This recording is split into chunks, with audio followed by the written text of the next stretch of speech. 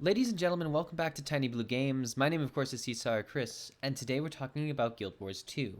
Now, it's been a little while since I've made a Guild Wars 2 build video, and I thought, it seemed about right. As I'm not really super comfortable with the build I'm making. In fact, I don't think it's that great of a build, per se. It's just that I really want to start a conversation about what is a good build for it. As many of you know, my main character is a guardian, and I've been trying for a while now to make a really high damage build with a hammer. And a lot of people are like, gonna say in the comments that the hammer's not necessarily the best damaging weapon. For instance, the great sword probably does a lot more damage, just as it's a more damaging set of skills you get with it, whereas the hammer's more of a utility weapon.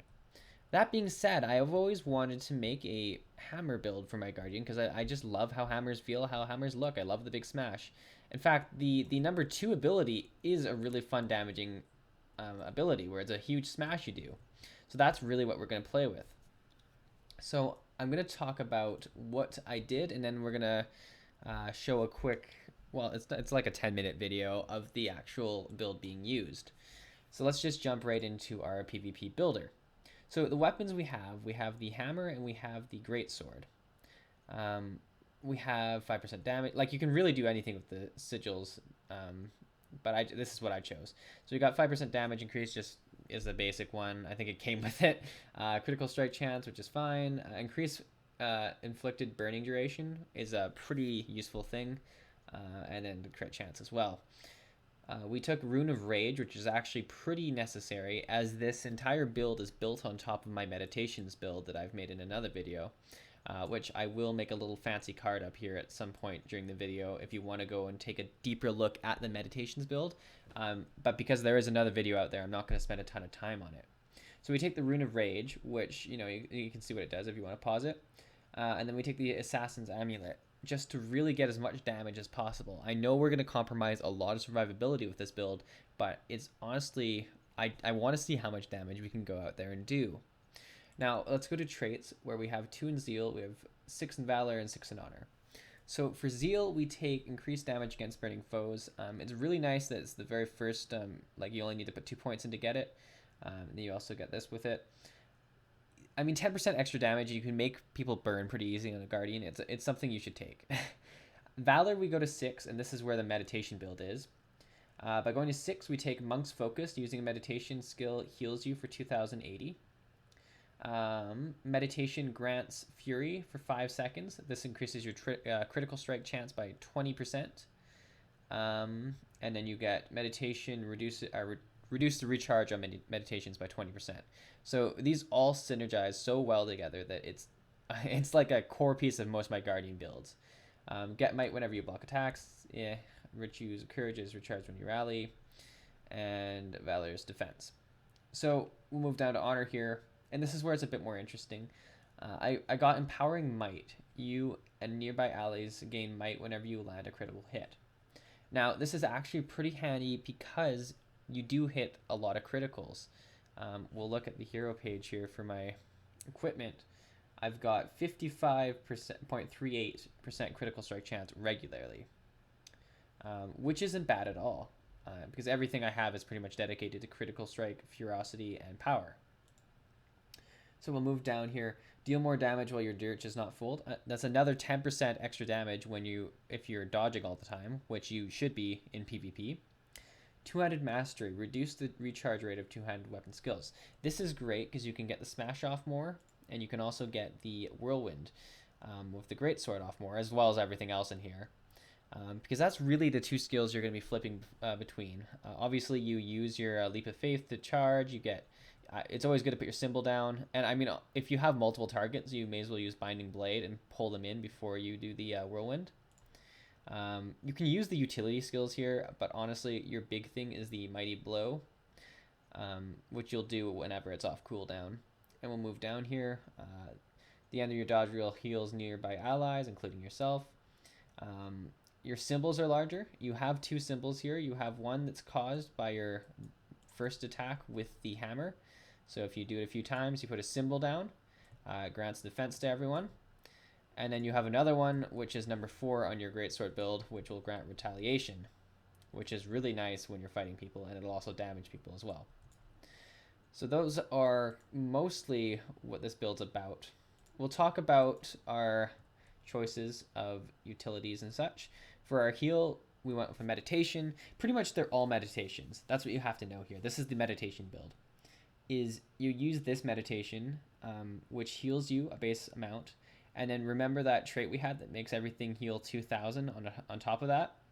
So we're going to heal about or close to 4,000, and then we also heal for 25% of the damage we deal during, what is it, 6 seconds?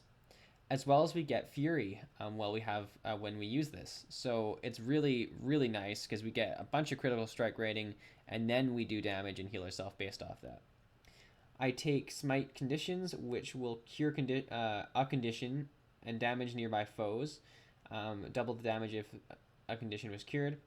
So it deals damage. That's not the huge thing here, though. It heals for 2,000 and grants Fury for 5 seconds, and you can use it every 16 seconds. So you use this whenever you can, and it's awesome.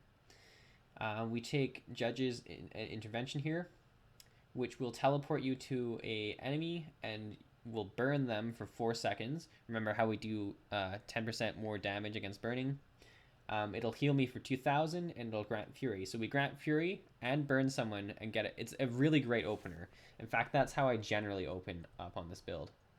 And then finally we get Merciful Intervention, which heals for 2,100. It heals for another 2,000 and grants Fury. So this one's a really good secondary heal if this one's on cooldown, which again is only 24 seconds.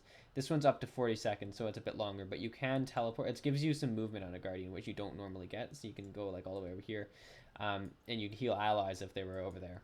And then you get Fury as well. And then finally you take Renewed Focus, which I didn't realize was a meditation, but it is. So you become invulnerable, recharge your virtues, and you gain healing 2,000 and Fury from it. So the very interesting thing about this is you can pretty much have Fury on all the time, which if I put my Fury on, I'll just open my stats again here. You'll see that I'm at 55.38. If I have Fury on like all the time, I'm going to be up to 60 or 75% critical strike chance, which is awesome. I'll just use this, and then we'll open up on these dummies here. I'll teleport in like I was saying. Just teleport in. They're burning, and you can go right at it. I do that, and then I do a smash, and that's a fairly bursty amount of damage for a Guardian, which is really nice. So that's pretty much what the build's about. We'll jump into how it's used in actual PvP moments right now. All right, guys, let's jump right into the action. As action-packed as it is, we're coming around the corner and checking out this base that was just captured by this enemy Mesmer. And, you know, no spoilers, but it's going to be pretty much all Mesmers that I'm fighting today. I don't know if it's like the new flavor of the month or something to be like a bursty Mesmer, but it really seems like it is. So anyways, you saw the fight went pretty well for me. I do have a friend that came here at the end, but there was actually another Mesmer around here that you see right there, which kind of freaked me out right when I killed this guy, because it's like I'm seeing like even more copies, but they're not, you know, clones. So there was another Mesmer around here. I'm not really sure what was going on with him, but we'll get right into the way you want to play this build. So there's two things you want to know. Or, well, one thing really, but your meditations are going to heal you as well as add Fury to you. So they can either be used to survive or to do more damage. Here you see that we get brought down to about 1k, but we use all of our meditations and we're able to bring ourselves up to about 10k again. And with that, we put a whole bunch of Fury on us. So you notice that my Fury is like super long lasting at this point. We did have a sigil that increased the amount of duration that the Fury is going to be lasting, which is really nice. So every time you use one, and if you use them, you know, pretty much off cooldown, you should be able to keep max, like just Fury on the whole time, which you'll have about 75% critical strike chance, which is really awesome. But it's you know, it's something you want to like save for when you're dying too, right? Because you want to make sure you have enough heals to keep you up, because you don't really have toughness. Like you're pretty much paper, but you can heal pretty good. So I don't know, it's a trade-off for sure. Now, you'll notice the other things I have at my disposal are my dodge rolls, obviously, which every class will have. The ultimate will make me immune for a while, and that's a very valuable tool to use. And then you also have your heal, which is very important to use, but it's very important to use it when you know you can do a lot of damage after, because it will heal you for 25% of it, which can be a lot if you're hitting multiple targets or if you're able to just really crush one target. So you see we get brought down here because we just have two mesmers going at us, but our little rogue friend's going to come, our thief friend's going to come and heal us up. And right out of us, we actually do a great thing here is we lock down our target, and then we hammer and right into the spin on top of them, and that's really going to do a lot of damage if you can pull that off. If you light them on fire, do that, and then do the other one, it's really going to be a lot of damage. You also notice here that a lot of our more basic attacks, or even our symbols on the ground, are starting to tick for 1 to 2k, which is a really large amount of damage that you don't really necessarily think of it being large damaging abilities, but because they're always going to crit, or generally going to crit, and you have so much, power and such, they're actually going to be hitting a huge amount of damage now. So you see here, we just barely get out of that laser. We're coming in here, and I mean, we really want to keep the base as much as we can because it's a pretty close game here, so we're trying not to overextend too much. We're about to use our heal here and actually are able to heal up a fairly large amount. I'm not used to playing such a squishy Guardian, I guess, is the big thing you'll notice in most of these fights, is that I'm still struggling to, make sure I'm rolling out of the right attack or using my ultimate to dodge the right amount of attacks. I do take a fair bit of damage from time to time, which is unfortunate. But you should have seen me the first few times I was trying this out. I was getting crushed, and I didn't know what to do. Like, I mean, I remember a battleground I was going against, a ranger or whatever, and he hit like a 7k on me, and I was just like, what the hell? Anyways, so you'll see here that we do have a fair bit of mobility. We see this warrior in the background, and we teleport and light him on fire. He was ready for it though, and got out of the whirlwind, which is kind of unfortunate. But we are able to lock him down and hit a huge 4.5k on him with the hammer. And that doesn't seem like a huge amount, but it's like every 2 seconds or 3 seconds we can hit that, which is a pretty big number to be able to hit. And it hits multiple people, obviously. You see here we're trying to take this guy down. I should have probably just bursted him more. I don't know if I didn't realize that the mesmer was healing him. I don't know. I don't know what I did, but it wasn't great. I am able to take the mesmer down here, which is really nice. You see I got up to about 4.3k there. I think the whirlwind will still hit more than the hammer. I mean, that's what we've been talking about, is if we can make a high damage hammer build. And I think the whirlwind probably still hits more, but the fact that you can use the hammer number 2 ability, the big smash, more often, it's maybe better.